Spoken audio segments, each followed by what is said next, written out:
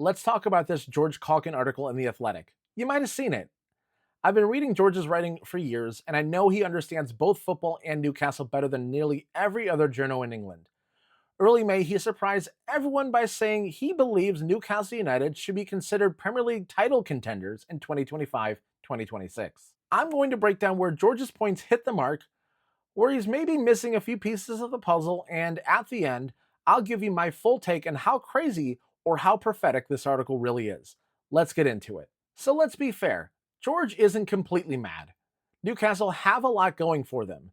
Their core is solid. They've got Isak up front, you got Bruno and Tonali in the middle, and you got Botman and Byrne in the back. And you got some very promising defenders on the outside in Tino Livramento and Lewis Hall. There's a very high ceiling for this team as well. The electric run of form during the busiest stretch of England's football calendar, that's when we caught fire, and catching fire at that time of year is how championships and cup runs are built. The squad has also gained very valuable experience over the last 2 or 3 seasons, learning the harsh lessons of the Champions League nights, bouncing back from the 2023 Carabao Cup loss, and then winning it in 2025. George also points that the club is moving in the right direction with a very clear identity: support Eddie Howe at all costs. Eddie has a very clear identity of how he wants his team to play, and we're not just winging it on the pitch anymore. We've got a proper plan. And when we're firing, we are a nightmare to play against. So yeah, there's a case, but then reality happened right after the article dropped. Shortly after the release of this article, the curse of the commentator kicked in right away.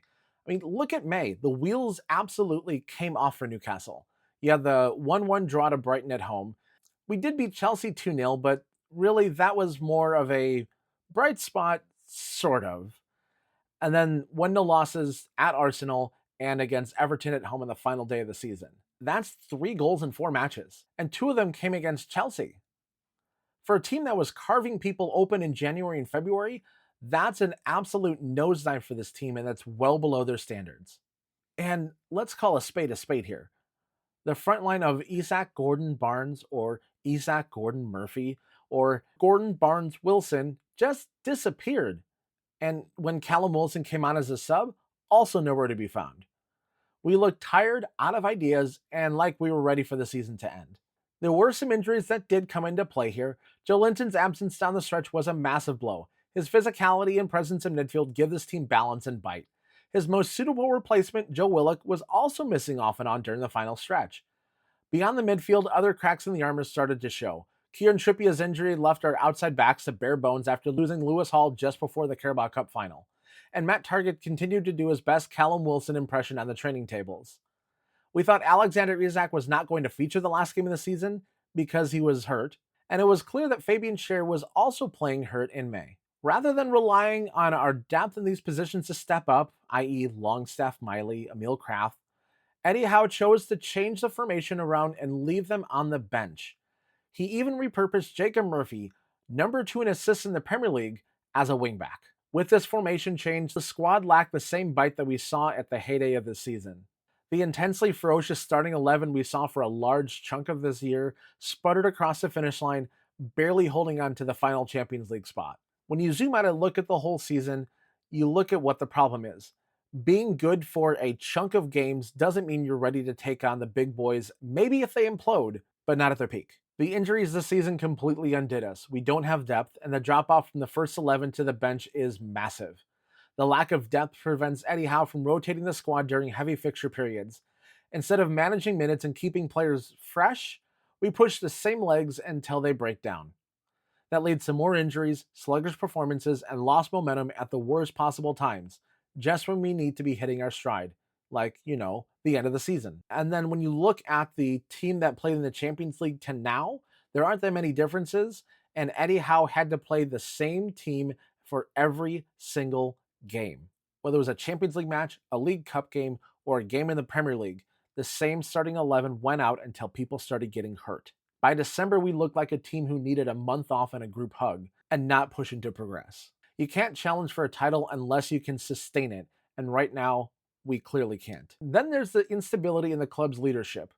George Caulkin talked about the plan that was going on behind the scenes about this summer's transfer window and everything like that.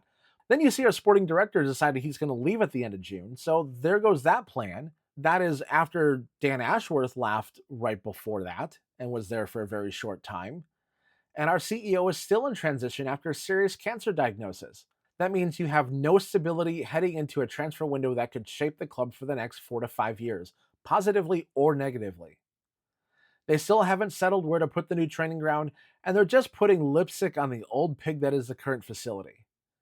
And the stadium update promises this spring? Well, I haven't seen an announcement, have you? Exactly.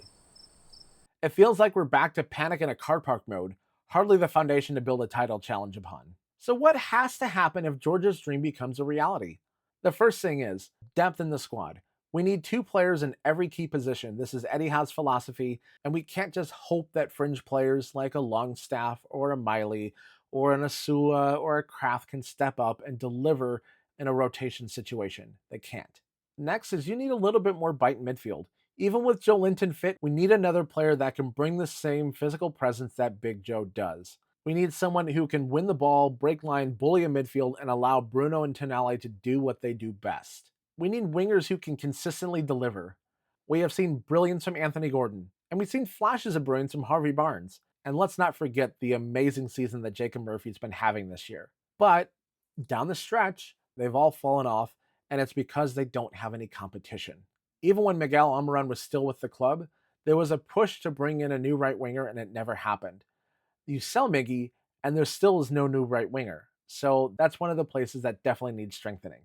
And lastly, that depth will allow us to have rotation without a significant drop off. Right now, if we rotate, we get a lot worse. And that has to change if we're going to juggle Europe and a title charge. We've seen what this team can be, and we've also seen what it looks like when it runs out of gas. You can't win titles when you have fumes in the tank. So yeah, George has got a point. The ambition is there. The pieces are starting to fall into place, but if you're asking me whether or not this current squad can go toe-to-toe with the big boys at the top of the table, not yet. But if we give Eddie the tools, allow him to build the depth that he wants, get a few more warriors in the squad that he needs, then we can start talking a potential title chase. But until then, let's not get carried away. Let's focus on whether or not the lads are fit in time for training camp, they can stay sharp throughout the season, and not crash out of Europe in the league stage. Let's take this one step at a time, eh? Cheers for watching. Hit like if you agree, or drop a comment if you think George is a prophet or a dreamer, and don't forget to subscribe for more Toon content in bite-sized chunks just like this. I'll catch you next time on the Newcastle United Digest.